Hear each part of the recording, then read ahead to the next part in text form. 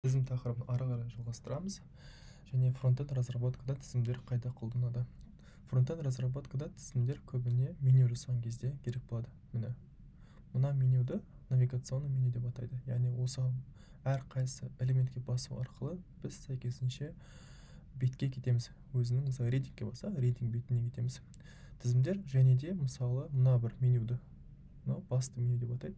Осыны жасаған кезде де тізімдерді қолданса болады. Мінекей мына курстың астында көріп отқандай әр курсқа өзінің тегтары бар. Осы тегтарды да UL тегі арқылы жасап жүзеге асырса болады. Осы сабақта бұйырса біз навигационный меню жасап үйренеміз. Көріп тұрғандай бізде мына меню деп атайды. Бұл header бір тег арқылы жасалады. Және де мына мен жайлы деген не болады? Элемент болады. Осыған басу арқылы біз өзіміздің сабағымызға кіреміз, өткен сабағымызға. Және де мына өткен сабақтардың тізімі. Біз мәтінмен жұмыс істеп үйрендік, сурет қосып үйрендік, және навигация жасап үйрендік сайтқа, және тізіммен жұмыс істеп үйрендік. Көріп тұрғандай, бұл жерде мына элемент, яғни өткен сабақта тізімнің ішінде тағы да тізім бар. Реттелген тізім. Яғни бұл деген сөз тізімнің ішіндегі элементтің ішінде басқа да тізімдерді құрастырса, салса болады деген сөз. Ал осыны біз өзіміздің кодта жасап көрейік. VS кодта ашамыз. Сәйкесінше мына жерде меню деген HTML деген файлды құрамыз. HTML5 тегін таңдап, автозаполнение жасаймыз. Мына жерге біздің веб парақшаның атын сабаққа сай меню деп қоямыз. Header бір тегін қолдану арқылы меню деген біздің менюдің атын жасаймыз. Одан бөлек біздің менюлардың элементтерін жасау қажет. Бірінші элемент ол не деп аталады? Мен жайлы деп аталады. Мына жерде біз href атрибутын қолданып, мен жайлы қай жерде бұл файл? Мына image деген жерде біз жалпы өзіміз жайлы ақпарат берген болатынбыз. Енді осы файлды таңдау қажет. Мінекей біз өзіміздің алғашқы элементімізді жасадық. Менюдағы екінші элемент бұл li, оның аты сабақтар, өткен сабақтар тізімі деп жасасақ болады. Және достар, мына жерде біз осы менюдің ішінде, яғни осы менюдің ішінде, бір пункттың ішінде басқа да подменю жасай аламыз. Оны мысалы ретінде жаңа ordered list тегін қолданып, мына жерге өткен сабақтардың тізімін жасасақ болады. Бірінші сабақ жалпы A, яғни біз навигация жасау үшін A тегін қолданған болатынбыз. Мына жерге біздің бірінші сабақ документ десек болады. Бұл сабақта біз жалпы мәтінмен жұмыс істеп үйренген болатынбыз. Жұмыс.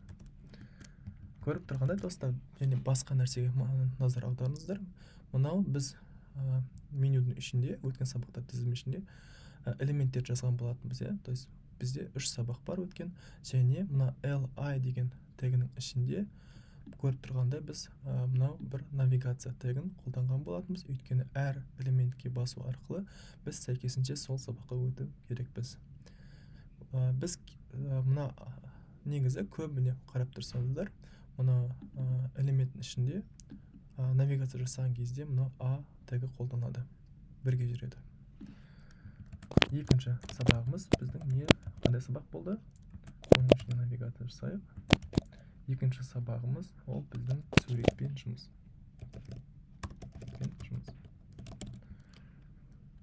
Оған осы суретке сілтемені көрсету керек. Бұл жерде біздің image деген HTML деген файлды таңдаймыз. Үшінші сабағымыз біздің не жайлы болды? Үшінші сабағымыз жалпы тізім жайлы болды. Мінекей list деген көріптіздер ме? List.html. Осы жайында болды. Тізіммен жұмыс. Файлға көрсетеміз. List.html. Мінекей достар, біз жалпы осы сабақта назар аударатын нәрсе, біз навигационный меню жасап үйрендік. Көріп тұрғандай, бұл менюдің аты меню деп қояды, навигационный, және оның ішінде тізім бар. бірінші тізім ол мен жайлы деген. Оны басу арқылы біз өзіміздің бетімізге өтеміз. Және екінші элемент ол өткен сабақтар тізімі. Оның ішінде под меню бар екен. Өткен сабақтар тізімін былай тізіп жазамыз. Және әрқайсыны басу арқылы сәйкесінше сабаққа өтеміз. Ал осыны тестілеу үшін, достар, біз Explorer, Hello World, мына жерде меню HTML деген файлды таңдау қажет. Басамыз. Ашамыз, достар. Көптісіздер ме? Меню, мен жайлы, өткен сабақтар тізімі, оның ішінде под меню, яғни тізімнің ішінде тізім бола алады екен. Мәтін, яғни мен жайлы деп басатын болсақ, мінекей, сіз жайлы ақпарат шығады. Мәтінмен жұмыс дейді.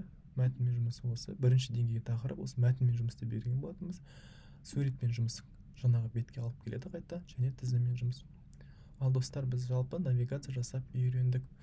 Негізі UL жаңағы тізім тегтер көбіне меню жасаған кезде, жаңағы курстағы мына тегтер жасаған кезде жалпы бір реттілік болатын болса, маңызды емес. Яғни ол нумерация болуы мүмкін, ол нумерация болмауы мүмкін. Жалпы сондай жерде біз нені тізім тегтерін қолдансақ болады.